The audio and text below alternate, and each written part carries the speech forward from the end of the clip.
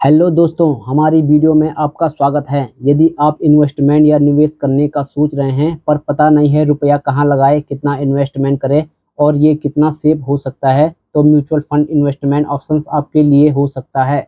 लेकिन mutual fund होता क्या है? म्यूचुअल फंड एक ऐसा फंड होता है जिसमें कई इन्वेस्टर होते हैं, वो चाहे आप हो, मैं हूँ या कोई और भी।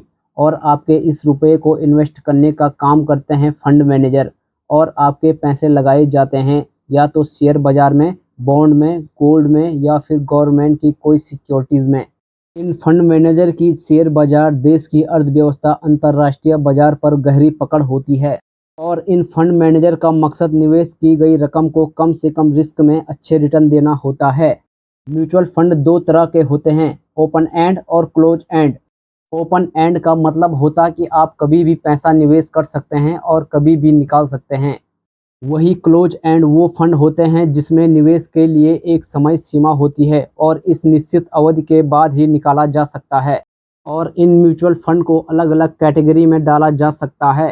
जैसे स्मॉल कैप में फंड मैनेजर आपकी रकम उन कंपनियों में लगाएंगे जो छोटी कंपनी होती है, लेकिन इन कंपनियों की बढ़ने की संभावना ज़्यादा होती है। दूसरा है मिड कैप। इसमें आपका पैसा मिड लेवल की कंपनियों में लगाया जाता है, जिसमें मिड लेवल पर रिस्क और रिटर्न आता है। तीसरा है लार्ज कैप। ऐसी बड़ी कंपनियां जिसमें रिस्क और रिटर्न दोनों लो रहता है। और सेक्टोरियल फंड में किसी खास एक सेक्टर से जुड़ी कंपनी में आपका पैसा लगाया जाता है।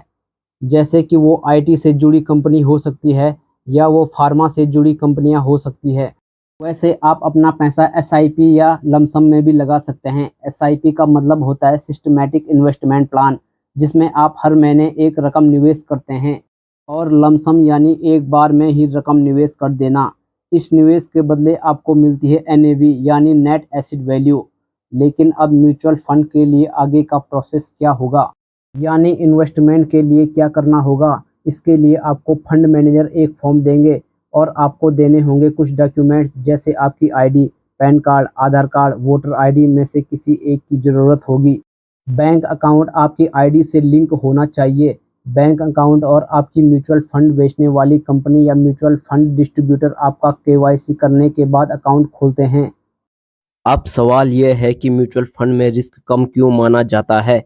क्योंकि फंड मैनेजर आपका पैसा एक कंपनी के बजाय कई कंपनियों में लगाते हैं।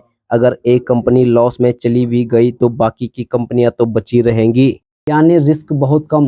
फंड मैनेजर आपकी इन्वेस्टमेंट का ध्यान रखेंगे। ये लॉन्ग टर्म इन्वेस्टमेंट होती है और कम से कम यानी 100 रुपये से आप शुरुआत कर सकते हैं। म्यूचुअल फंड का चुनाव कैसे करें? तो निवेश के लिए अगर आपके पास 15 से 20 साल का समय है तो लार्ज कैप में निवेश कर सकते हैं। टैक्स बचाने के लिए निवेश कर रहे हैं तो आपको इक्विटी सेविंग स्कीम या ईएलएसएस में फंड लेना पड़ेगा, जिसमें आपका पैसा 3 साल के लिए ब्लॉक हो जाएगा। ईएलएसएस जो है वो लार्ज और मिड कैप फंड माने जाते हैं। तो इस वीडियो में बस इतना ही। मिलते हैं अगली वीडियो में। धन्यवाद।